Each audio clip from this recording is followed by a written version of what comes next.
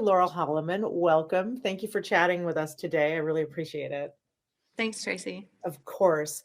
And I wanted to begin by asking you, you're now back for Generation Q for its third season after this, shooting the second season at the height of COVID. And I wonder if you would talk a little bit about coming back with this cast where I imagine it's gelled quite a bit more and what the process was like shooting this season. It compared to second season when we even started before, not all the vaccines were done and everything like that. It was just amazing. It was very organized. It was like a smooth operating ship. That's the only thing I can say. And it was just nice because I think everyone was so excited to come back for a third season. So, yeah, wonderful. This season, to me as a fan, felt like a real, or at least what I've seen of it so far, feels like a real return to form. And of course, it starts out with such a bang with you and Jennifer really giving the fans what they want. And I wonder, maybe what we want. Who knows? I wonder, would you talk a little bit about this almost 20-year on-screen relationship that you formed with Jennifer Beals, who's just remarkable, and that chemistry that it's just lightning in a bottle that you both have it. Yeah. It's so good. Well, thank you. We had something right off the bat very quickly starting in the pilot. And I think we were so excited to have these roles with two women it was so fleshed out, and we could really kind of sink our teeth into something dynamic. And I think we were just really excited about that. And then the lightning in a bottle part,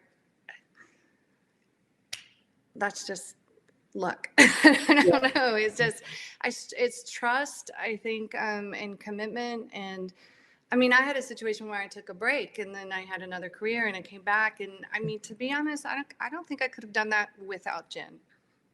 She gave me a lot of confidence to come back and everything. And I think with these two characters, you want to see them earn this relationship. You want to see certain dynamics. I mean, we were very careful. We didn't want to play something we'd played before. And we've told a lot of stories. So I think in season 3, you're going to see something a little different. So, I mean, you see the beginning of Tina becoming interested in like, ooh, who is this new Bet? And then there was that time frame where they weren't really talking. I mean, it's all happening off screen, but a year goes by and Bet really works on herself. And, that opening scene where Tina says, I just wish you were better at it. What she's really saying is like, why didn't you come to me earlier? Why wasn't this more functioning in a different way than the messiness of, manipulating the relationship with Carrie somehow, or just getting in there and being dysfunctional and not really communicating in the same way. And you see in second season, Tina is asking, are you still in love with me? Like she wants it to be more communicative, and they're not there yet. And then you see that later. Yeah, I think it's wonderful. I mean, because it's beautiful to see Bet evolve, but it's also played to a comedic effect when she hits the car at UCLA. Which is great. Yeah. Alice and Shane are like, oh no. Yeah. Because we've seen Bet in a car accident before and it wasn't cute. No. It was feisty. Yeah. I wonder, would you talk a little bit about this? You mentioned before we came on officially, this kind of rom-com-esque grand gesture that is coming up in an episode, and kind of was that fun for you to play? Well, shooting it was super fun. We were downtown LA. We were there all night. We were in a scheduling situation where someone had gotten COVID, so we're rearranging things really quickly. And we were like, what can we do? And this is what we ended up shooting. And I was so glad. Like, we just had so much fun out there that night. And when I first read it, and I think it was just great. I feel like Marja was capturing something that was like, we see these romantic comedies all the time, but we don't quite see it in this way. And I just love her chasing after the car. It was I just wonderful. love it. And then, you see that moment where the chemistry takes over. Like, that's where I think that Jen and I do our best. It's just that her getting into the car and just kind of, that's it. Tina's heard what she needed to hear. It was so good. I was screaming at my TV. You were? Yes, I get so excited. I wonder too, would you talk about Jordan Hall, who plays Angie, is such a fine young actor, so self-possessed. And Yeah. talk a little bit about Talk about lightning in a bottle. That's so good. Yeah. yeah.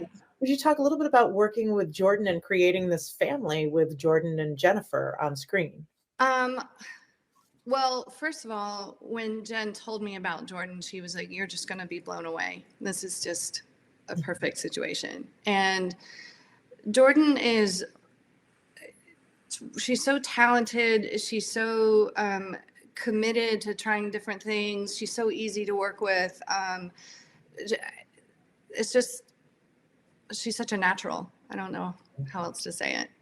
Yeah, she's terrific. Yeah. She kind of ups the game for everybody, to be honest. She keeps you really on your toes. I And love that.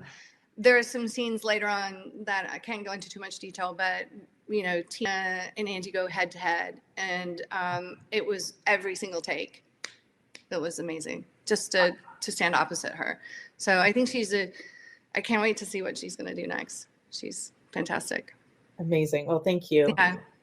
Also, that scene at UCLA that was played for some comedy, but there's this really beautiful thing happening where aunties Alice and Shane are there, and there's this chosen family that there's the nuclear family of Bet, Tina, and Angie, and then there's the chosen family, and it's so critical to LGBTQ plus lives to Yes. have that.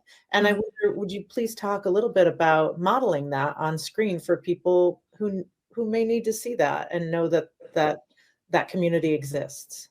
I think that what the show's always done is we form our own families. We form the people that are going to be the best support network around us. And that's pretty much what Bet and Tina do. And I just feel like the show flows in a way where you keep seeing that, not just with our characters, but with the younger characters also. Is that, that's part of what that that support network you need. I don't know exactly how to articulate it, but I love it just to play like the old guard all together. And you see that, and then there's such a nice flow between Jordan and Kate and Leisha. And it's very familiar. Yeah, they're really good So, together. yeah. I don't think you have too many, if you have any scenes with her this season, but since we didn't talk last season, I know what you're gonna say. Rosie O'Donnell. She's back, and the scenes are going to be fabulous. So I can't say what they're about. I feel like that's for Rosie to say. So I think she's talked a little bit about it. I think she was on Howard Stern talking about it. Yeah. So you're definitely going to see Carrie, and you'll see Tina, but I can't say too much about whether or not you'll see them together. You just have to wait and see. Would you talk a little bit about working with Rosie? Oh my God, it's amazing. Yeah. There's some of my favorite scenes have been, sitting across from her. There's a moment when Tina tells her she's so beautiful, and it's just such a beautiful moment between them as a couple. And I just everything we played was a joy. She's fantastic to work with. We're so lucky to have her. Wonderful. Well, Laurel, I just have kind of a general question. You've been a part of this for almost 20 years. It's so meaningful to people. What does it mean to you to be a part of this show that still affects people really deeply? I am a 50-something-year-old woman shouting at my TV and still feeling really seen by the L word. It just means a lot. I think to work as an actor and to get to do something so impactful, first of all, that's an incredible gift. Yeah. And we just have the most amazing fans. And I'm super excited to be part of, representing the family on TV and being part of the legacy of what this incredible brand has been. Yeah. I hope it continues. I just think, I think it's just a testament to good storytelling. Yeah, I agree. That needed to be there.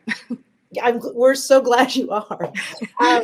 I just wanted to give you an opportunity if there's anything else you wanted to say about the L Word or anything you're working on that you wanted to mention. I just wanted to give you that chance. No, I want to say thank you to all the fans, because we really wouldn't be back there without them, and I'm so happy that like people love this relationship of Bette and Tina as much as Jen and I do, as much as we love these characters and love this family. So, and just one of the special things as you get towards the end is to be directed by Kate Monig and Leisha Haley. That was I didn't know that. Yeah. That's So they direct the last 2 episodes.